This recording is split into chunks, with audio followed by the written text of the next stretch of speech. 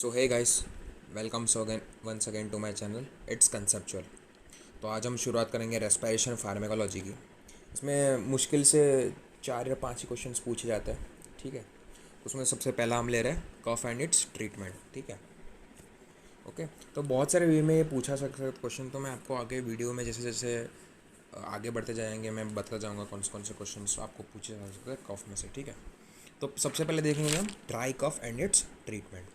तो any cough that does not produce expectoration in in is termed as dry cough. मतलब आपको जो fluid आ रहा है या फिर हमको बोलते हैं कफ आ रहा है वो नहीं आता, और फिर एक्सपेक्टोरेशन नहीं होता। मतलब जो फ्लूइड्स है, जो हम हिंदी या गुजराती में बोल सकते हैं वो कि येलो येलो स्पूटम सा या फिर कुछ नहीं आ रहा, तो फिर it is termed as dry cough. Usually dry cough is chronic होता है, एक्यूट नहीं होता। Up to 46% of the patient with dry cough have unexplained aetiology. मतलब वो उनके कैरेक्टरिस्टिक्स या फिर वो जो उनकी इटियोलॉजी होती है वो बेसिकली अनडिफाइंड होती है। ओके, फिर patient presents with either cough as the only symptom और in collaboration with the other symptoms.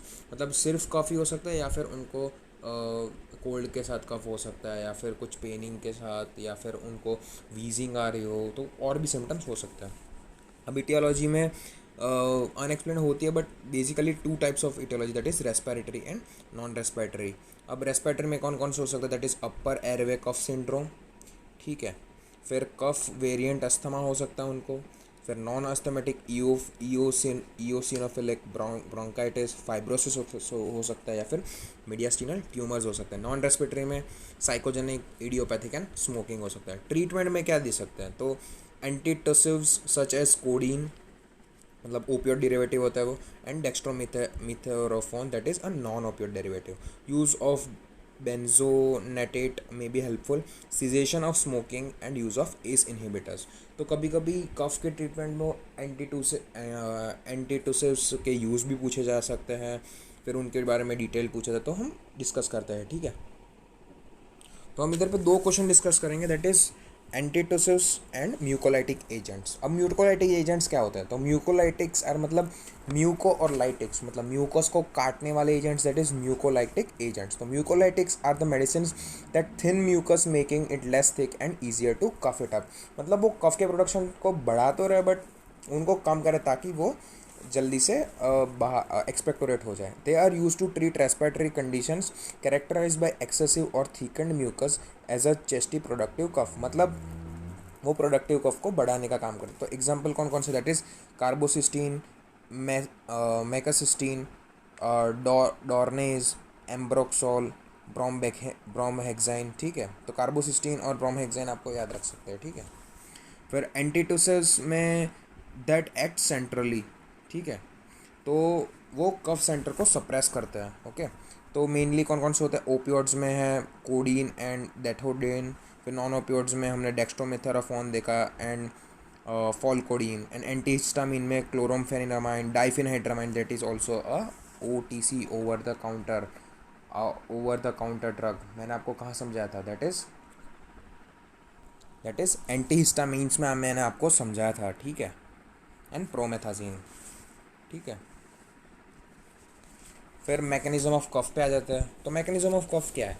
Stimulation of mechano और कीमो रिसेप्टर्स। तो उससे क्या होगा? Afferent impulses of cough centre, जो मेडुला में सिचुएटेड है, वहाँ पे इम्पल्स जाएगी। फिर efferent impulses via parasympathetic and motor nerves to diaphragm and intercostal muscles and the lung. ठीक है, तो वो जो एफरेंट है वो ऑर्गन से ब्रेन तक ले जाएंगे, जो इफरेंट है वो ब्रेन से ऑर्गन तक ले जाएंगे। ठीक है, फिर increase contraction of diaphragmatic abdominal and intercostal ribs muscles, they cause noisy expiration, that is cough. ठीक है, तो अब सेंट्रल एक्टिंग टोसिस पे थोड़ा देख लेते हैं, दैट इज कोडीन। वो ऑपियोड डेरिवेटिव, मतलब वो नार्कोटिक भी है। It is a opioid with limited analgesic effect. It raises stimulus threshold of cough centre and thus suppresses coughing effect. मतलब वो स्टिमुलेशन ऑफ थ्रेशोल्ड कफ को बढ़ा देता है, कि मतलब एक टाइम पे बेसिकली देख सकते हैं कि आपको अगर हर 5 to 10 मिनट्स में अगर कफ आ रहा है आपको, तो ठीक है, तो वो उसका ड्यूरेशन को बढ़ा देगा। इट विल कॉज 30 to 35, तो आपको तकलीफ कम होगी। ठीक है, फिर मैकेनिज्म ऑफ एक्शन वो एग्जैक्ट मैकेनिज्म तो अभी अननोन है, ठीक है। फार्मेकोकाइनेटिक्स मतलब बॉडी क्या करेगी ड्रग को। तो बायोअवेलेबिलिटी इज़ 50%, फिर पीक प्लाज्मा लेवल 1 आवर तक रहता है, plasma half life 3 to 4 hours है, एक्टिव मेटाबॉलिज्म सेवरल है, फिर एलिमिनेशन प्रीडोमिनेंटली एक्स्ट्रा रीनल, ठीक है।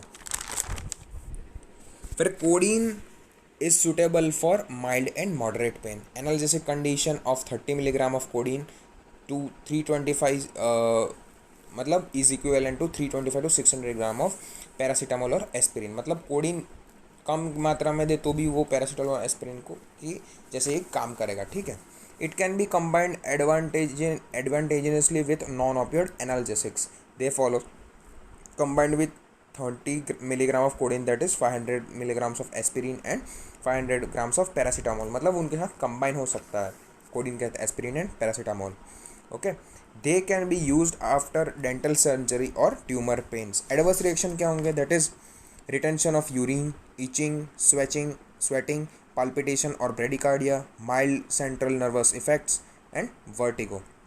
इंटरेक्शंस में क्या होंगे, the effect of codeine is increased by the drug central suppressing effects, example alcohol, and by enzyme inhibitor cimetidine. The effect of codeine is increased by other drug with central suppressing effects, that is alcohol, and by enzyme inhibitor cimetidine. मतलब cimetidine और alcohol codeine के effect को बढ़ाएंगे। फिर neuroleptic and anti depressive agents can competitively inhibit the enzyme responsible for analgesic effect of codeine. मतलब neuroleptic और anti depressive agents या फिर ड्रग्स है उनके साथ कंबाइन करके कोडीन के इफेक्ट को कम करेगी। तो कोडीन बेसिकली क्या है, वो सेंट्रली जो कफ सेंटर्स होते हैं उसको डिप्रेस करता है जो मेडुला में सिचुएटेड होते हैं, ठीक है। उनके टाइम प्रोलॉन्ग टाइम को क्या बोलते हैं, वो limited analgesic effect with 30 mg combined with 500 grams of paracetamol और aspirin gives advantageously effect in the therapeutic effect of codeine, ठीक है। एंड वो फार्मेकोकाइनेटिक्स तो आपको पता है, मैकेनिज्म तो एग्जैक्टली अननोन है, तो बट वो क्या करता है, it raises the stimulus threshold जो मिनिमम लेवल है, थ्रेशहोल्ड लेवल है, वो कफ के लेवल को बढ़ा देता है, ठीक है। तो आई होप आपको ये वीडियो समझ में आया होगा। हाँ, तो मुझे लगता है कि आपको ये वीडियो समझ में आया होगा, एंड कोई भी डाउट्स हो तो कमेंट सेक्शन में आप मुझे बता सकते हैं, ठीक है। तो please do like, share and subscribe to my channel, okay. Thank you.